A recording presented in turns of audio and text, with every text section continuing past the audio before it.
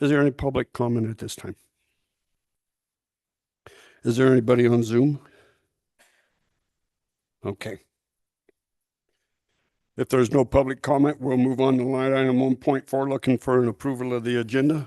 Councilman Hannan. Thank you, Mr. Mayor. I'd like to make a motion to approve the agenda as presented. Second it. We have a motion by Councilman Hannan, seconded by Councilman Lau. Please vote.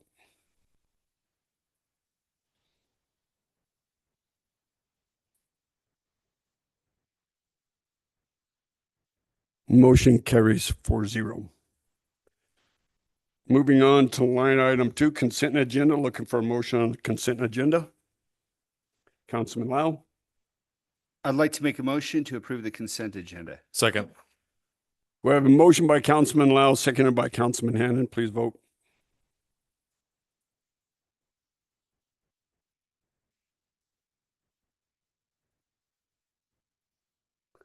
Motion carries 4-0. Ms. Swanson, would you now please read the new business licenses?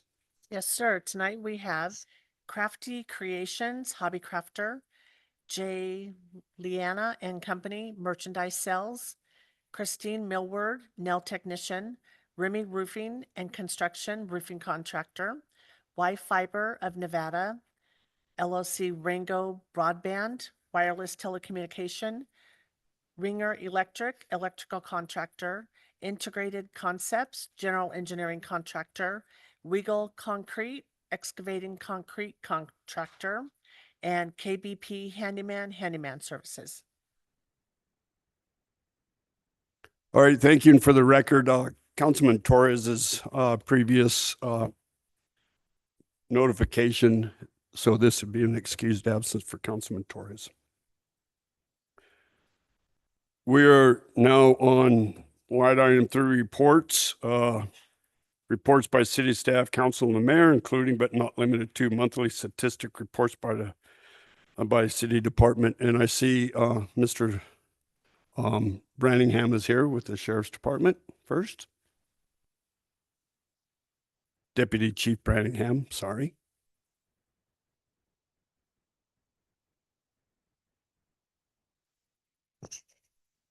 Chief Deputy, sorry. Thanks. Chief Deputy Mitch That eye Branningham. surgery's really messed me up. I'm getting things backwards. Chief Deputy Mitch Branningham of the Lyon County Sheriff's Office. Good evening, Council, Mr. Mayor, Deputy City Manager. Thanks for having me. A couple of incidents that I want to bring to everybody's attention. We were out all afternoon working a plane crash down in Silver Springs this afternoon. The plane was occupied by 2 people, and they had a small dog with them. Last update I got walking in the meeting this evening, everybody was alive. The folks in the plane were a little bit banged up and had some considerable injuries, but they were expected to pull through. Bless you. The dog that was with them was in great shape. The responders that first got there were surprised, and they climbed under the plane to start rendering aid, and they found the dog sitting there staring at them, wagging its tail. So far, good results, and as positive an outcome as we could really hope for in a situation like that one.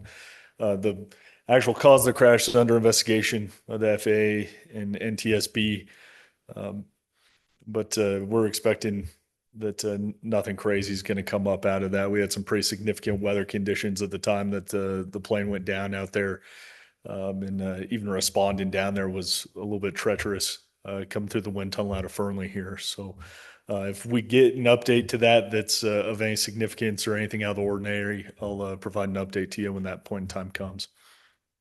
The other incident that I want to discuss this evening is an arrest that was made 2 days ago here in Fernley.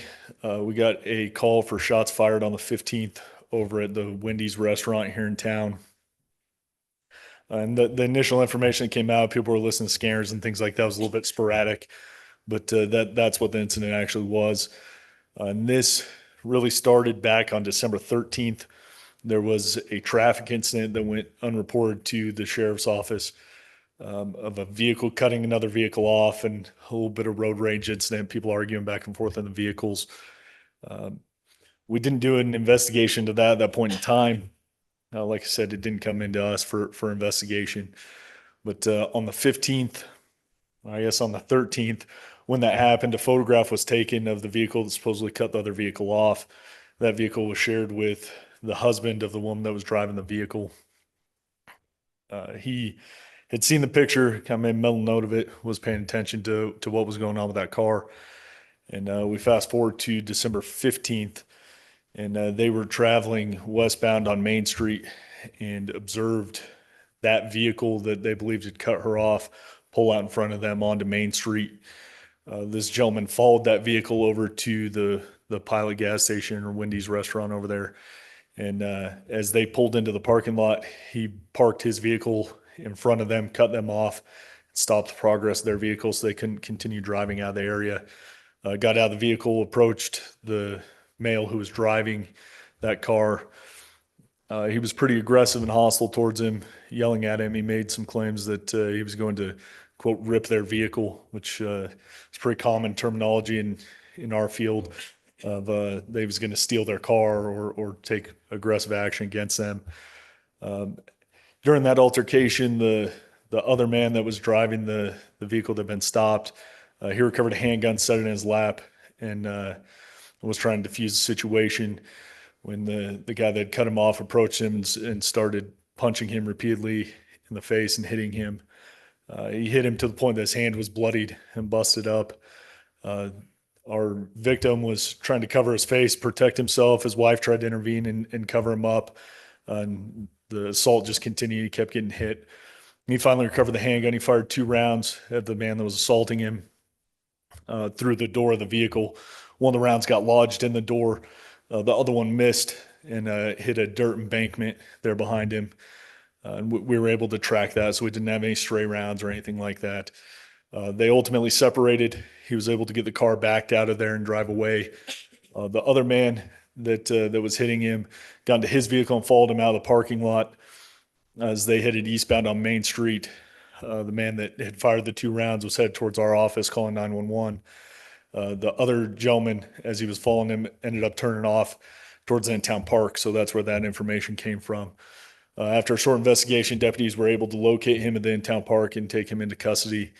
He was charged with a couple felonies as well as child endangerment and the battery. There was a 2-year-old child in his vehicle at the time that this happened. So that investigation is ongoing.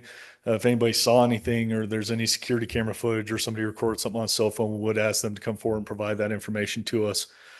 One of the questions that we get a lot of times in these instances is what happens regarding the shooting component of it.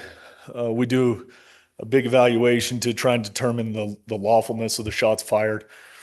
Obviously, we support people's right to defend themselves and things like that. But even if a law enforcement officer is involved in a shooting, there is an investigation into that to determine the lawfulness of it. And so as we're working through that process, that case will be forwarded over to the district attorney's office to review that and ensure that the rounds being fired were in fact justified. No criminal charges are appropriate there, as well as an overall review of the entire incident. In a little bit lighter news, we had the Shop of the Sheriff event at Walmart on Saturday. We had 53 kids turn out. We had a great turnout. North Line Fire came out and helped us out, and the volunteers and policing from the sheriff's office were on scene. The American Heritage Girls, Human Services from the county was there, and it was really a great event. It was a nice change of pace kind of during the holiday season, and it was the most successful event that we've had for Shop of the Sheriff so far. So that being said, I'd be happy to answer any questions if you have any. You didn't report the call to my house. Well, I wasn't going to do that to you. I got to tell everybody about this. So my mom lives with us. She's 88 years old and she's really hard of hearing. So we told her we were going to a church Christmas party, and then afterwards we're going up to the high school for a basketball game. Well, I thought the game started at 7, but it started at 5. So when we got up there at 7 o'clock, there was only 2 minutes left in the game. We were playing Minogue. Well, after the game, we went home. My mom had locked the front and back door. So we knocked on the door and said, "Mom, unlock the door." And she wouldn't unlock the door. And so I went around to the front window and I put my camera light on me and I knocked on the window. I said, Mom, let us in. You got the doors locked. Well, she called 911. She thought somebody was trying to break into the house. And I'm not kidding you. The response time, by the time I went around the back door to check the back door and come around the front, you guys were already there. It was pretty amazing how quick you responded to that call. So I want to thank you for your quick response. So Yeah, absolutely. Thank you for that. anyways, it was, my mom was shaking so bad. It was funny afterwards. My mom makes a joke of it now. So, but we just happened not have our keys on us. And, well, that won't happen again. So anyways, thank you. Yeah, Did we have any, absolutely. Councilman Hannon? Thank you, Mr. Mayor. Good evening, Chief Deputy. Just as the year comes to a close, I just want to thank you for all your hard work and due diligence. You guys always do an amazing job. Every 2 weeks you come and you give us an update on what's going on. You fill us in and keep us in the loop, and that's very much appreciated. Helps us do our job, and it helps the people of Fernley understand what your job is and what you're actually doing. And I think that's really important that people know all of the facts of what's going on. So thank you for that. Had a great time with Coco with the cops. It was super awesome to see you guys here. I just want to wish you a Merry Christmas, Happy New Year, Happy Hanukkah, and Happy Holidays. I have to kind of make sure I cover everybody. Hopefully I didn't leave anybody out, but we look forward to, I do at least, and I'm sure everyone here does, looks forward to your reports next year, and wish you the best. Thank you. And to your deputies as well. All right, thank you. I see North Lion Fire is here. Battalion Chief, come on up.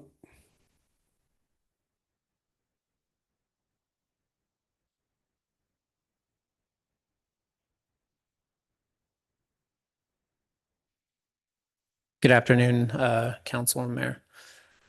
Bill Snyder for the record with the Fire Department. So pretty busy month, and it's kind of our last board meeting, the fire board, the district went into an MOU with our union on staffing. And so we're no longer going to mandate overtime past 96 hours in a row. So what that means is if somebody calls in sick in the morning, we need somebody to drive that ambulance or fire truck. So we have a clause in our language of staffing that mandatories people that are coming off to stay on for the next 24 or greater hours. So what we were having were people working in excess of 96 hours in a row, all the way through 8-9 days in a row at 24 hours at a time. So as you guys can imagine, it's probably not healthy or great for anybody. So we capped it at 96, and there's language in there moving forward that we may be closing fire stations based off staffing needs. So as in the newspaper, as in the board meeting. I'll be available for questions at the end of the meeting if you guys have questions on that. And on a brighter note, we were able to get 124 turkeys through Thanksgiving for that turkey drive. We have Fill the Ambulance for toys for children. And we participated with the sheriff's office with their thing, and it's been pretty a busy month doing Christmas stuff on top of the normal stuff. So that's all I have. Okay, is there any questions, comments? Okay, thank you very much. Let's move on to, I don't see anybody from the school board. Let's go with Acting City Manager Lydia Altek. Good evening, everybody, and Merry Happy Holidays. I don't have much. I was just going to reiterate our low chip Microsoft clinic is going to resume at the end of January, and then the end of February, and the end of March, and it's on the last Saturday of the month from 9 to 2. And it's $15 to get a microchip or a $10 or 10-pound bag of food you can donate. And all that food that's donated is local, stays local, and anyone who needs it can come to the city, to City Hall and get some if they need some for their pet. That's all I have. Okay, thank you. Let's go with Councilman Hannon. Thank you, Mr. Mayor. Good evening, everyone. Kind of a busy 2 weeks. I just want to kind of recap on City of Fernley Christmas parade. That was amazing, and it's great to see everyone out. The Christmas tree lighting was amazing, went off without a hitch. Councilwoman Zaberski was the MC, and she did a terrific job. Very well done. Christmas with the Cocoa with the sheriffs, and I think I called it Cocoa with the Popo, went off without a hitch. Bless you. It was great to see them here, and it was great to see all the kids, all the adults. Santa was here. I know that previous member of this body was helping with Santa and Mrs. Claus for the pictures of the kids. We did our Fernley FCTA meeting last week, and that went off without a hitch as well. You were I think hunting, and amazing group of folks that got up, and we gave a lot of money out for the grants, seed money for these organizations for nonprofits. City of Fernley holiday party was this week. It was great to see everyone out for that. We did the menorah lighting just a few days ago. That was awesome. This morning I went to the Chamber Industrial Council quarterly meeting and got to meet with some of the folks from our industrial development area. This is a separate meeting from the regular chamber. So it was nice to link up with them. Some folks from Tesla were there, which is USA Parkway. Some folks from Sherwin-Williams. Mark IV was there, and a myriad of other folks, I think Waste Management, and we appreciate all their support. And then last week I also had dinner with Jason Nickel, the previous fire chief of Fernley, and his wife Chris. They were in town to visit, and it was nice to see them. Jason was the fire chief previously to Chief Bunn, gave 5 years of his service to the city of Fernley, and was instrumental in opening Station 61, which was closed. So I'm sad to hear that it may be closing again, but it was nice to see them, and I wish them the best. And I want to wish everyone Merry Christmas, Happy Holidays, Happy Hanukkah, and Happy New Year. Thank you. Councilwoman Zaberski. I have nothing at this time. Councilman Lau. I also have nothing. Councilman Mendoza.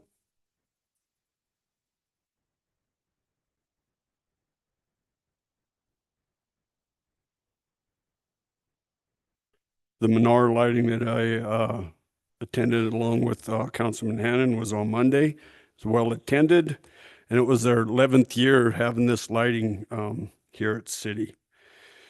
Also, Lowell Patton wanted me to let you know about the Main Street Art crosswalk is now in and complete. Is that correct, Lydia?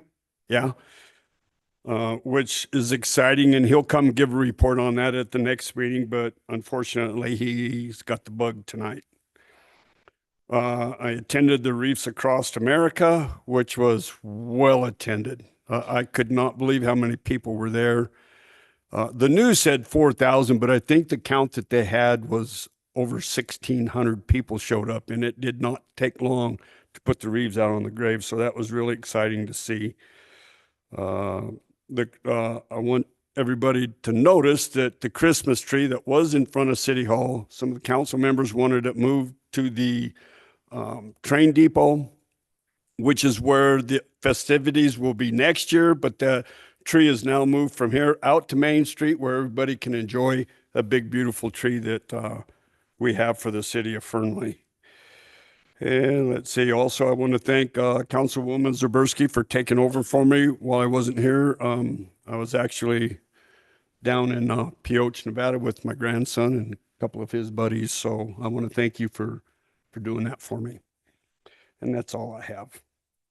All right, we will move on to line item 4, presentations. Presentation, discussion, possible action to accept an annual compensation financial report for the year ending June 30th, 2025. And this is being presented by Hilton Burdick, CPAs and advisors. Oh, and Mr. Robert Carson, our city treasurer. Thank you, Mr. Mayor, and good evening, council members. For the record, Robert Carson, City Treasurer.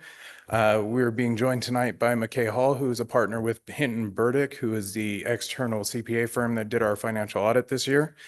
And before turning the presentation over to McKay, I would just like to thank him and his team for all their hard work and being great to work with throughout the process.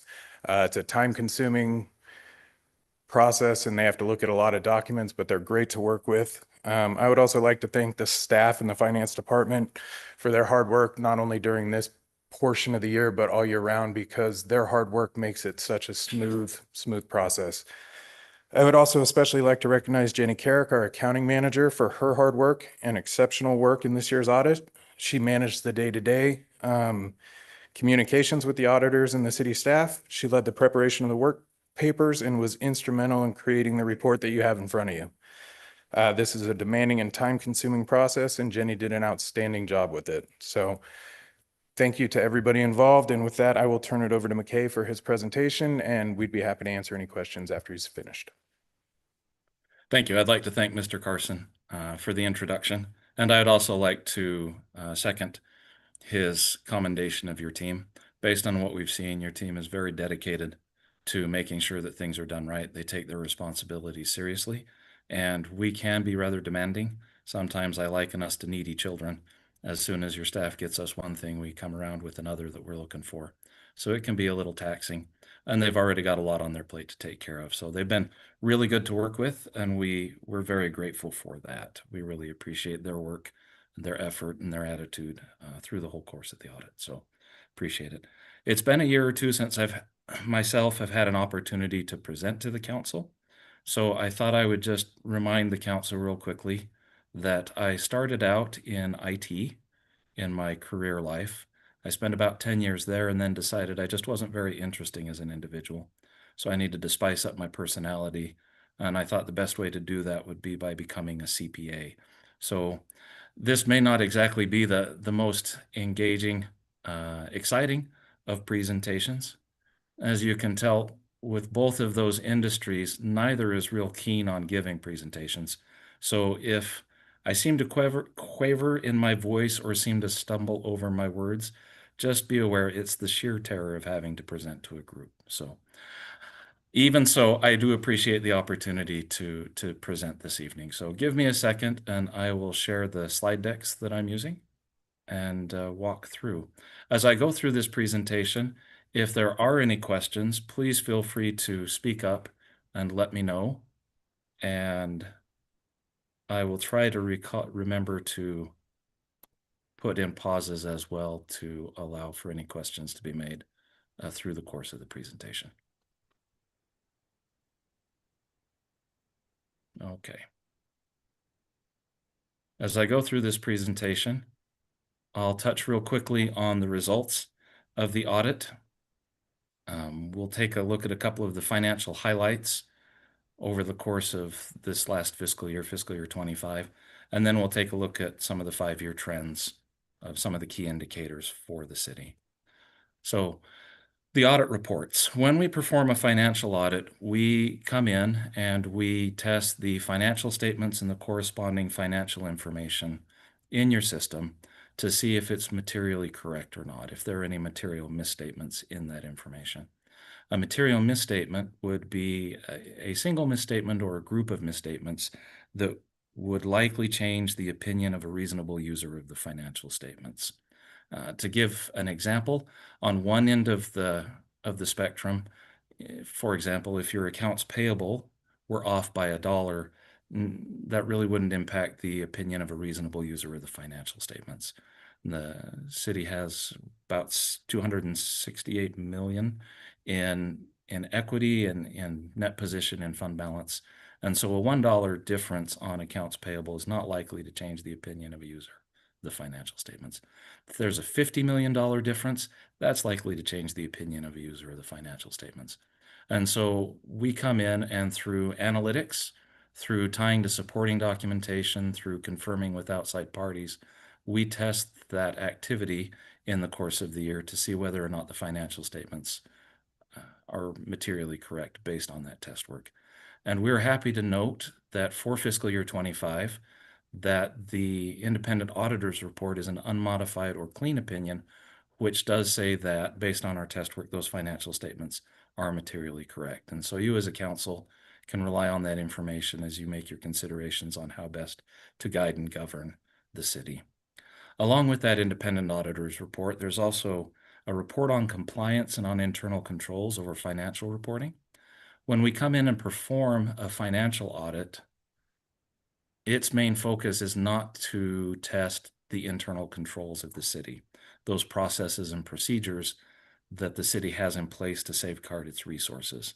However, in order to determine whether or not the financial statements are materially correct, we do have to have an understanding of what those processes and procedures are, and we have to know if those internal controls have been implemented and are being performed as designed. And so we do take a look at those internal controls.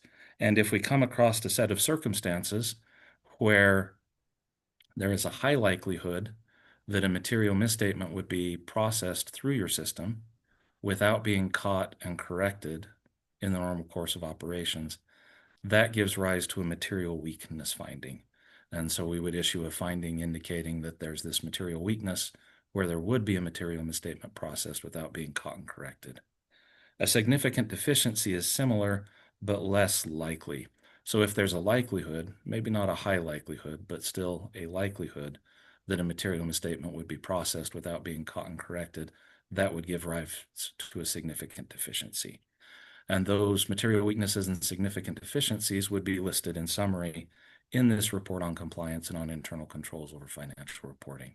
And we're happy to note that there were no material weaknesses, no significant deficiencies in the test work that was performed. There were none that were noted. There were no findings issued. There is also a report on state compliance, and we're happy to note that there were no findings there either. Some of the financial highlights for the city in fiscal year 2025, the total assets and deferred outflows, which are much like assets, exceeded the city's total liabilities and deferred inflows, which are much like liabilities, by $286.9 million. And that's the city's net position in the financial statements. If it were compared to a for-profit business, that would be comparable to the equity, which is to say if the city were to pay off all of its liabilities as of June 30th, 2025, it would still have $286.9 million in assets left. Now, you can't really do that for various reasons, but that's the basic meaning of what that number is. The net position increased by $35.8 million, and on page 14 of the Annual Comprehensive Financial Report, the ACFR, there's detail on what makes up that $35.8 million. $16.4 million of the increase was from your business type activities, your water and wastewater funds, services, and $19.5 million was from your governmental activities. The total revenues from all sources were $64 million for the year, and the total cost of the city programs was $28.2 million. And on page 8, there's a little more information related to that in the management's discussion and analysis. This is just a quick little example of what you'll see on page 14. This is in effect, the income statement. The official name is the Statement of Activities for the city. It breaks it into two main components at this level. It's called the government-wide financial statements. It breaks it into governmental activities and business type activities. And there are basically two portions of this table. There's the upper half and the lower half. The upper half goes through and gives you your expenses, your program revenues, and the results, the net effect of those. And that upper 2/3 of that top half has the information on your governmental activities. The bottom third of that portion of the report gives your business type activities. The lower half gives the general revenues, which are not department specific, but general for the town, such as tax revenues, consolidated taxes, gaming license revenue, and the like. And that filters down and gives you your change in net position for the year. And again, that's on page 14 of the Annual Comprehensive Financial Report. Some other financial highlights for the city for the year: debt, governmental long-term debt. So the debt related to the governmental activities and funds was paid off in fiscal year 22. And there has been no additional debt issues for the governmental funds since that time. The utility funds have long-term debt, which did decrease by $6.1 million this last year as a result of the regularly scheduled debt service payments and one debt refinancing, which the city went through. There was only one new debt issue for the city in fiscal year 25, and it was that refinancing issue. Governmental expenditures for the year that we audited, fiscal year 25, and the preceding year, fiscal year 24. There's just a quick table to show what's transpired, what they've done going from fiscal year 24 to fiscal year 25. If you take a look at the totals, there's been a pretty significant increase in expenses, 87%, going from 15.9 million up to 29.9 million. But if you look at the categorization, you've had a couple of departments that have actually come down. Your general government's come down, your public works have come down. The other departments are really pretty consistent with what they were last year. The big outlier is capital outlay, but that's not really all that unusual. It's pretty typical in municipalities to build up resources for large capital projects that will be undertaken. There's also grant funding that comes in that may be used for specific capital projects, capital outlay. And so it's not unusual to see a significant spike over a year or two in capital outlay as those things occur. If you back that capital outlay out, then the overall expenditures for the governmental activities actually came down by about 3.7% for the year.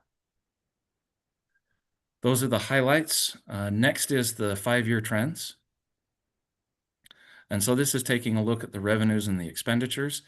This graph does not include the capital outlays for the general fund, but it does include the other expenses. And so if you take a look over the last 5 years, the revenue has been trending in a northeasterly direction. If this were a map, it's going up and to the right. The expenses were following suit. The city has been able to bring its expenses down some in the last couple of years. It is worth noting that while there is a pretty big gap between the revenues and the expenses in fiscal year 25, if you factor back in that 20 million worth of capital expenditure, it does change that image a bit. The general fund is expected to break even over time. The main purpose of the government is not to make money, but you do want to typically have a little bit of a buffer. You generally want your revenues or inflows of resources to be a bit higher than your outflow of resources in most years. Some years that can swap and you might have more outlay than you have resources coming in. And that's not generally an issue for any 1 or 2 given years. But if that becomes a long-term trend, then that can become an issue and eat up the resources of the city. You generally like to have a little bit of a margin, an operating margin as it were, because you've got inflation and general increases. And sometimes there are unexpected swings in the environment and circumstances. There could be a sudden spike in inflation. You could have a pandemic that causes funding to freeze up to some degree. And so the city really needs to have some sort of a buffer in place to be able to offset and absorb some of those shocks. So the general fund balance sheet over the last 5 years, we take a look. The blue line on the top with the square is the total assets. The line across the bottom, that red line with the circle, are the total liabilities. And that green line with the diamond is the equity, the fund balance. And so again, the liabilities have been able to be kept reasonably consistent over the last 5 years, a few ups and downs, but no drastic changes, which has allowed the resources, the fund balance, the equity, to be able to increase in a manner similar to the assets that have been coming in. And so that tends to be a fairly healthy profile for a municipality that's in those circumstances. Property taxes, largest single annual source of governmental revenue for the city in most years.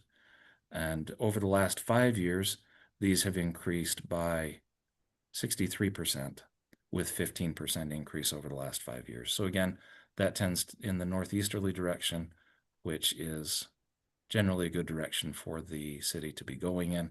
If it levels out and stays flat year after year, or if it starts into a southeasterly trend where you are losing, where it's decreasing, that can put you into a bit of a financial bind. So that's generally the trend you want to see over time.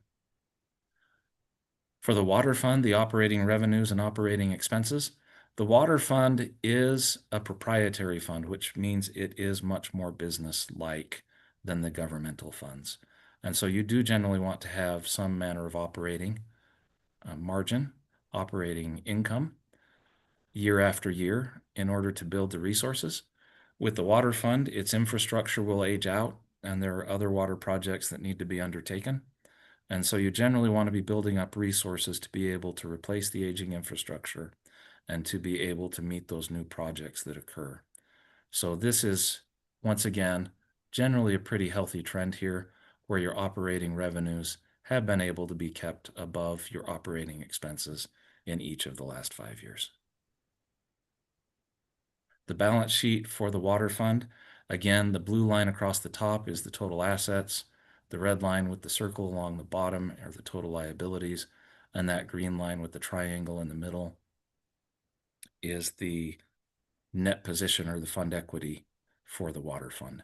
And it has a trend similar to that of the general fund. The liabilities have been decreasing over the last 5 years, which is good, and the assets and the equity have been trending in that northeasterly direction. It is worth noting that while the water fund has 139 million in equity, that 90 million of that is invested in infrastructure and other capital assets. Those are not assets that can quickly be converted into cash, if ever. And so even though the fund has a sizable fund balance there at 139 million, it's important to keep in mind the makeup, how much of that is tied up in that infrastructure, in those long-term capital assets, and how much really is available to be able to meet the current needs. The sewer fund, the operating revenues and operating expenses. The expenses have been trending upward over the last 5 years, but the revenues have been able to stay above what those expenses are.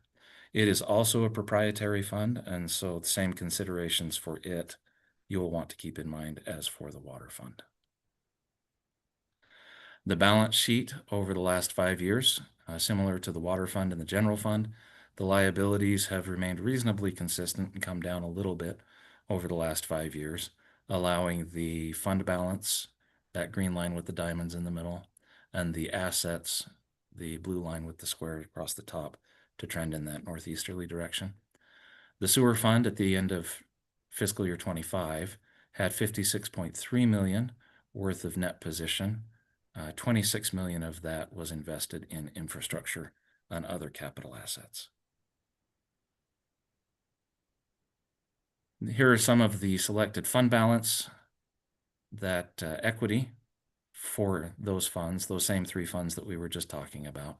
The general fund, the water fund, the sewer fund. The blue column on the right is last year's balance number. The red number on the left is the current year. And so each of those funds has had an increase, and this gives some relational feel for what those increases look like between those 3 funds.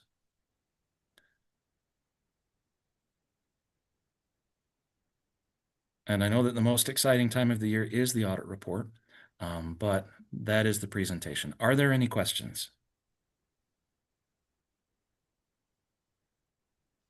I see we have no questions, so I thank you for this report, and I'm now looking for a motion to accept this financial report. Councilman Lau?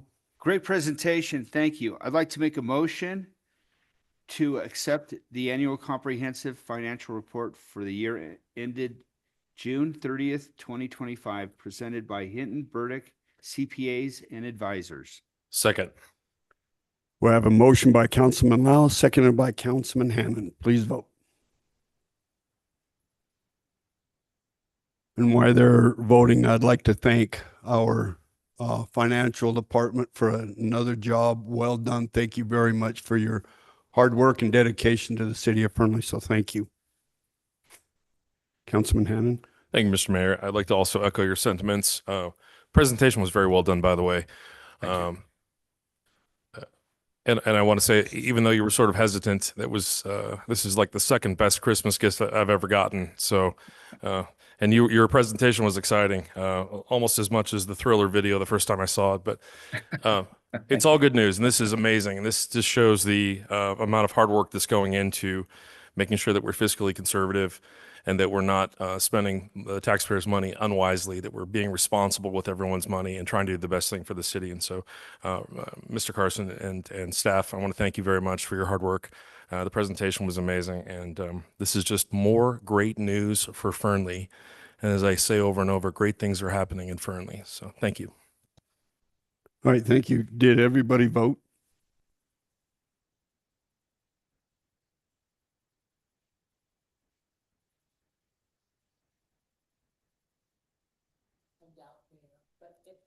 What's that? It passed 4-0. Thank you. Thank you. Yeah. We will now move on to line item number 5. This is a public hearing, 5.1, discussion possible action regarding Bill 372 associated with ANX 25001, a petition from M4 Victory Power QOZB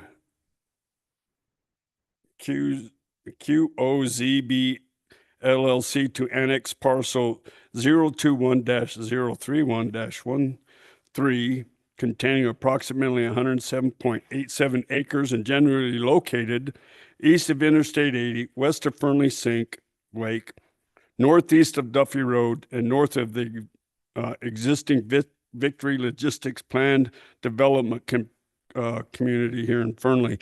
I'd also like to let council know that this was one of council's wishes, is that we start annexing these islands into the city. So this is one of those processes. So. Good evening, Mayor McIntyre, City Council, Elisa Johansson, Senior Planner for the record. Thank you for that fantastic segue, Mayor McIntyre. We are indeed here tonight to discuss a voluntary annexation petition. It's kind of a mouthful. The parcel is approximately 107.87 acres, and it's located in Northeast Fernley. It is a Lyon County island, so Lyon County lands located within city limits. The surrounding jurisdictional and ownership pattern is rather complicated. We've got City of Fernley parcels, Churchill County, Interstate 80, Lyon County, all sort of mixed together there in a jumble. I'll show that to you here in a couple of slides. But first, let me show you the parcel and its proximity, sort of zoomed out on the left-hand side of the screen. You can see where it's located relative to the developed community core. And then moving on, here is the zoning and jurisdiction map that I mentioned earlier. On the left-hand side of your screen, you'll see a snip from our existing land use map. You'll see the industrial zoning designation to the immediate south of the site. That's the Victory Logistics Plan Development. We've got some Churchill County and some Lyon County mixed in around there. And then we've also got some federal lands as well. Here's a quick zoning comparison. So what happens to this parcel when we annex it to the city?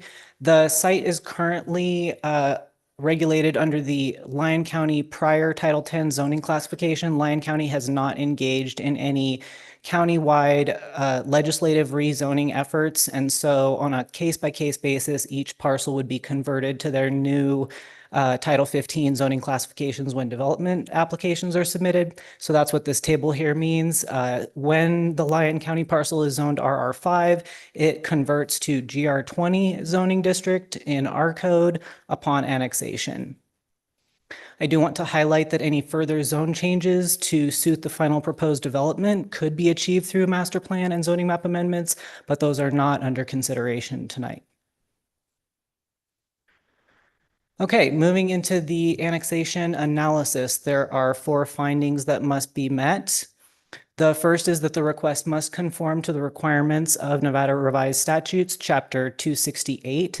268 does differentiate between different sizes of jurisdictions and different types of annexation procedures.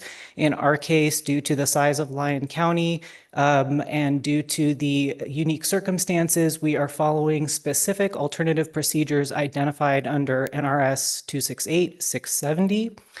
The requirements there state that all property owners must sign a petition requesting the annexation. In this case, there is one property owner, and they have submitted that petition accordingly.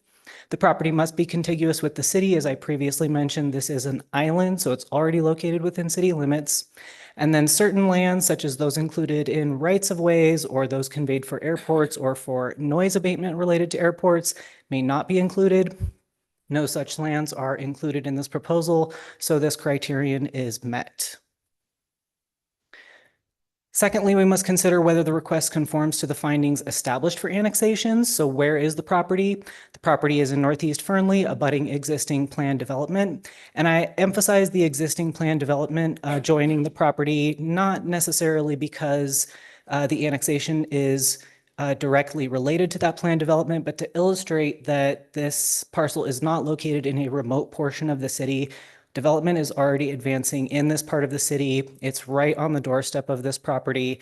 And so will development come to this property in the future? Yes, we're already sort of moving in that direction. Moving on, is the request a logical extension of city limits? Yes, the site is already within city limits, and so we're eliminating one of those pesky county islands. Does the request meet a need for expansion to accommodate planned regional growth? Staff feels that it does. The parcel directly abuts existing planned development and facilitates that project, and through facilitating that project also facilitates regional growth. Where are existing and planned water and sewer service? This is going to be very important for any site that we annex to the city. Planned water and sewer service will become available at the southeast corner of the site. You can see a depiction of the preliminary sewer and water service plan on the right-hand side of your screen. The annexation also supports several master plan goals and policies. That's a separate criterion, so we'll go over that in a couple slides. Does the annexation provide efficient and cost-effective service areas and capital facilities? We feel that it meets this requirement as well. The annexation improves efficiency and cost efficacy by integrating this parcel into the city where services and networks are already in place. Conversely, serving the site with Lyon County facilities and services would be much more challenging given the site's status as an island. All right, we are almost done. I know this part is a little bit dry. What is the result of the fiscal analysis related to the proposed annexation? In this case, the fiscal analysis was very narrowly scoped to cover only development of the property as an annexed and zoning converted site. So we did not intentionally consider any other potential future actions because none of those actions have been formally brought to our attention. So because we don't have a zoning map amendment or a master plan amendment or any type of development application on file for this property, the annexation stands alone. We did look into whether Lyon County has adopted a community management plan. All county islands are part of a cooperative planning area. However, we could not locate any specific plans for this particular parcel. We did also notify the Lyon County commissioners about this proposed action, and we did not hear any feedback one way or the other. Does the annexation create any islands? As I've mentioned a couple times now, no, the annexation would eliminate an island. And then finally, are there any other factors concerning the annexation that have been deemed appropriate for consideration?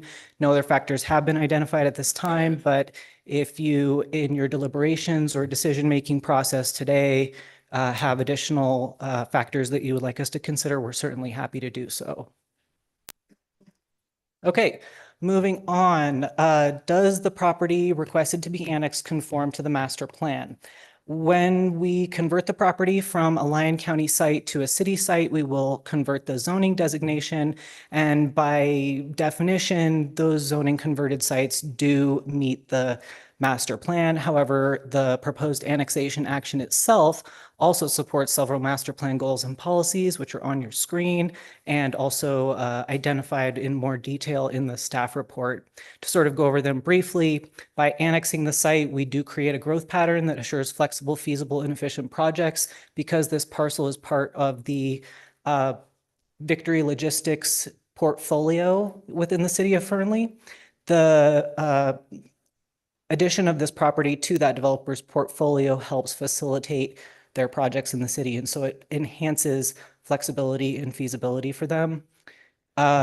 This annexation also encourages and plans for new development in areas where adequate public services and facilities can be provided efficiently. As I already mentioned, water and sewer service are currently in review and soon to be developed to the southeast of the site. And so the annexed parcel can be very easily served by those public services and facilities that are either already in place or that will soon be in place. Okay. And finally, we are required to conduct public notice and 2 public hearings. We did publish legal ad in the Reno Gazette Journal earlier this fall prior to Planning Commission. We also mailed out public notice.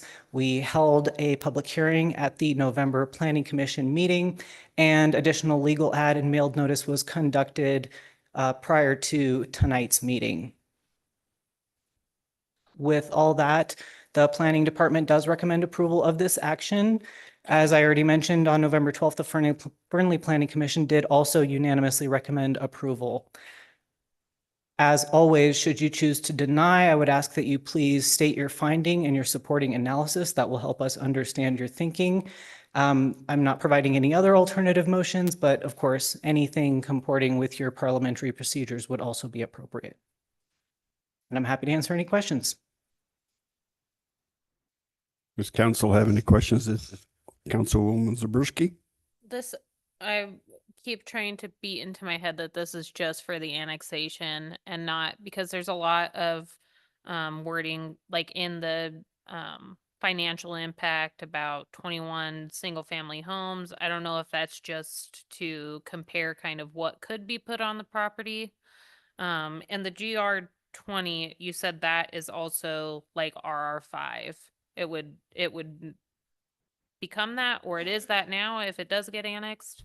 That is a great question. The RR5 designation comes from Lyon County, and it's a little bit confusing because we also have an similar zoning designation.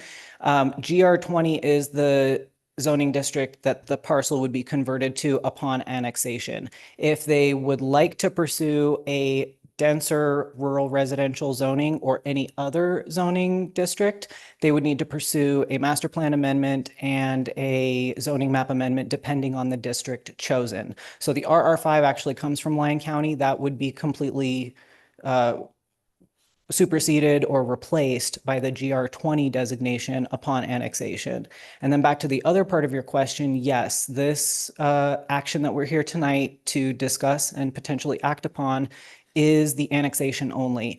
We have not held any pre-application meetings or had any in-depth discussion with the applicants about what they might do with this property. We do have some knowledge from the applicant narrative, and I did also reference that knowledge in my staff report. And of course, there are also, things that are happening out in the real world that might be related to this project. But from a formal review perspective, none of those potential proposals have been brought forward for any kind of formal review. And so that is why at staff direction, the applicants prepared a fiscal analysis that focused solely on the result of the annexation action and what could potentially happen on the property if no further action were taken, such as a zoning map amendment or, a more intensive type of development.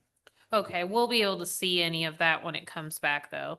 Absolutely. And Yes. then- It depends on the type of entitlement or the type of action that is proposed. Master plan amendments and zoning map amendments all come to you.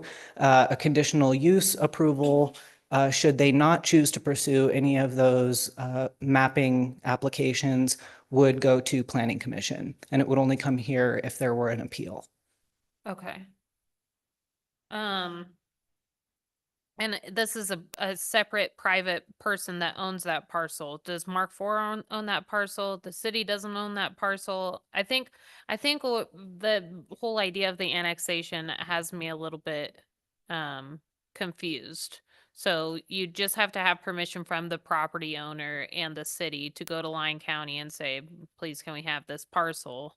They give us the parcel, and then we decide what happens with it from there on out. Sort of, yes and no. So the the specific alternative procedures outlined in NRS give property owners the opportunity to petition a city to annex their property. So rather than being a city-led annexation, which might occur if, for example, Lyon County had an annexation program and they worked directly with us to have us annex, swaths of land or individual parcels or anything along those lines, that would be sort of a different type of action. What we're here tonight to discuss is a voluntary petition from the property owner. I'm looking at the petition and it does appear that the property is owned by M4 Victory Power. So that is an arm of Mark IV.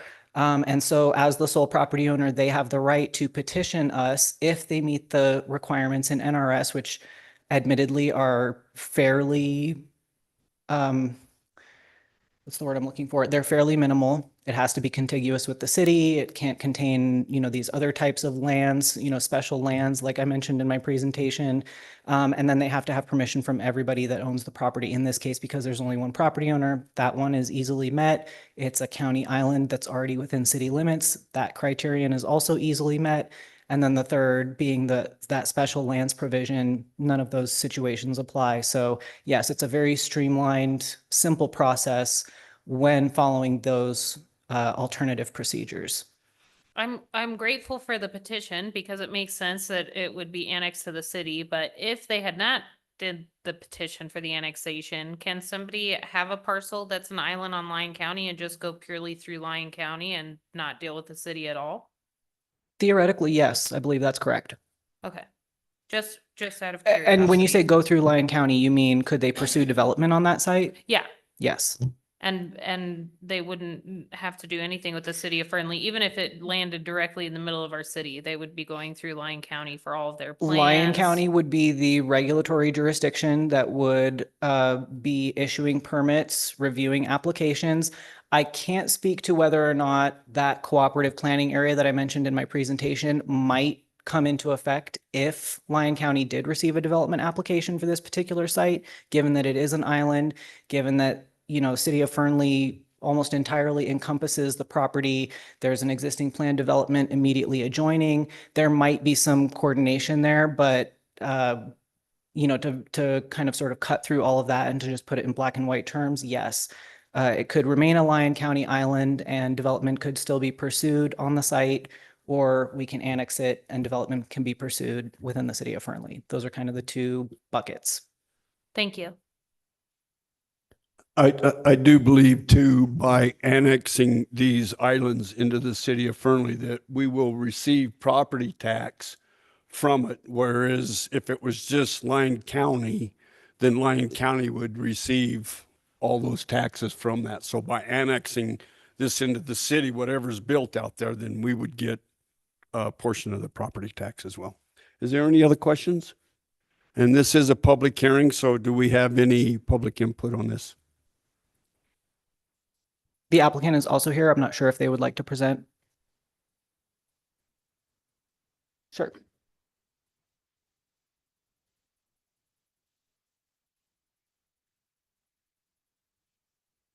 Do you have my presentation materials? Whoever's running that. There we go. Good evening. For the record, Dave Snellgrove. I'm planning manager with Bowman Consulting Group. With me in the audience tonight is Scott Barnes with Mark IV and also Doug Thornley working with Mark IV. Elisa did a great job in covering this. I want to drive a few points home in terms of location and cover a few things maybe in a little bit more detail. We're directly adjacent to the Victory Logistics District, just to the north. This is an island. We went through that. I'll reiterate. The map over on the left shows this. There's a number of islands within the city of Fernley, and this would be one, and would remove one of these, which sounds like something that the city would like to do over time, and we're voluntarily coming in, requesting that. It's 107.87 total acres in size. This one here, this is one that Elisa didn't have in her presentation, but it helps illustrate that on the northern western side, you're physically cut off by Interstate 80 from any access, service linkages. And likewise, over on the eastern side of the property, you have the Bureau of Reclamation property. So you're cut off there as well.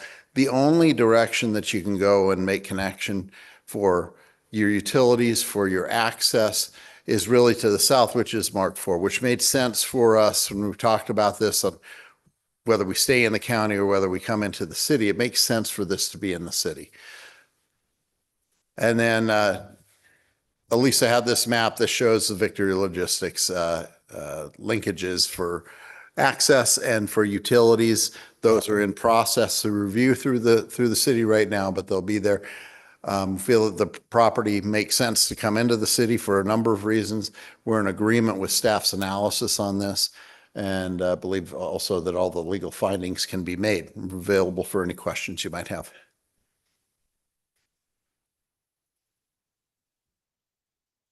Questions? I see no questions. Thank you. If those no other public comment, does council have any other comment? I have a question, I think. Yes, go ahead. I guess this would be for planning. Hang on, let me tell you what part this is.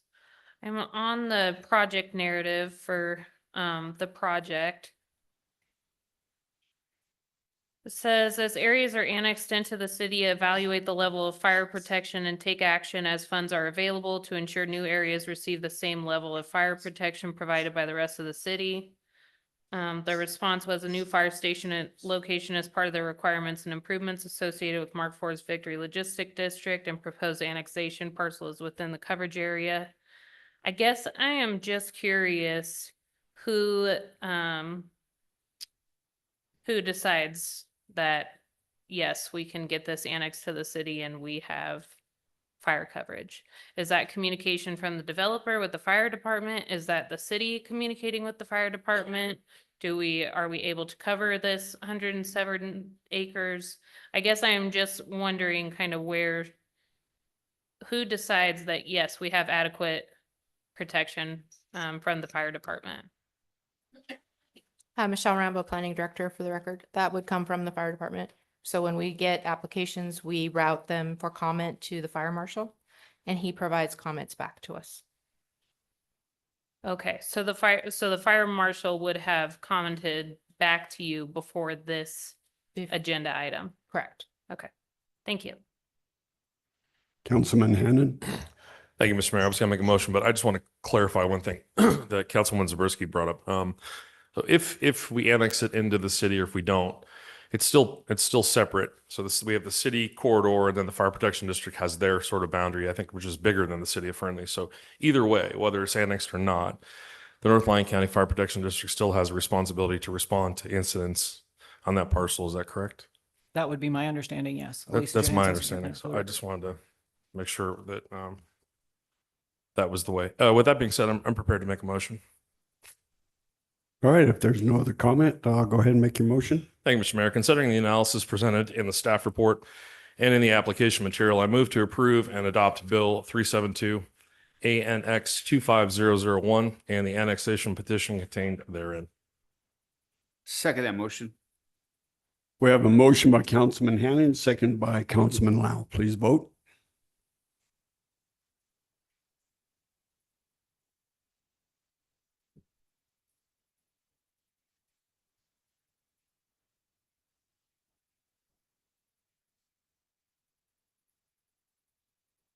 Motion carries 4-0. Thank you. Before I go into public comment, I just want to make one announcement that I forgot to bring up, is that at our next meeting on January 7th, we will be having not 4, but 3 applicants to bring forward for the city manager position. We had one gentleman drop out from Ohio, and I believe he accepted another job already. So we will have 3 applicants at our next meeting. So anyways, that's just a little update on what's happening there at our next meeting. Now we'll move on to line item 6, public forum. This portion of the meeting voted to the public. If you wish to comment, you can do so in person at the meeting or raise your hand, featured Zoom. Star 9 if you're participating via phone. Public comments are limited to 3 minutes. Please avoid repetition. Is there any public input at this time?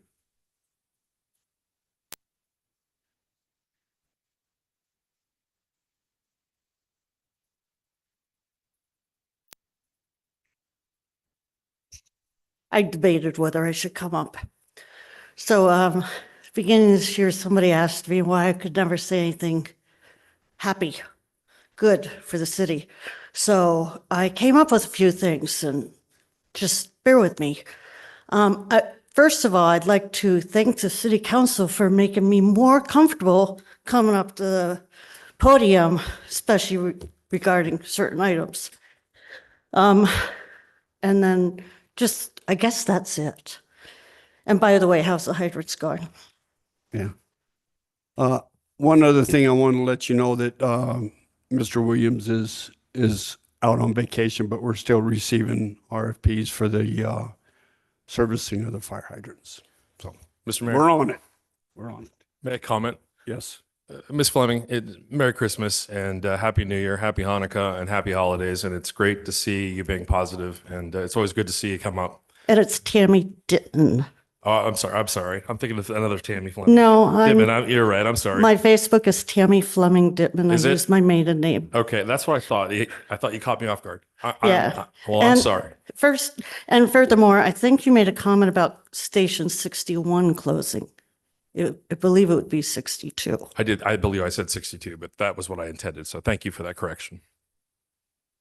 All right. Thank you. Well, I'd like to wish everybody a Merry Christmas and a Happy New Year. And we will see you on January 7th at 5 p.m. Is there anybody on Zoom before I go?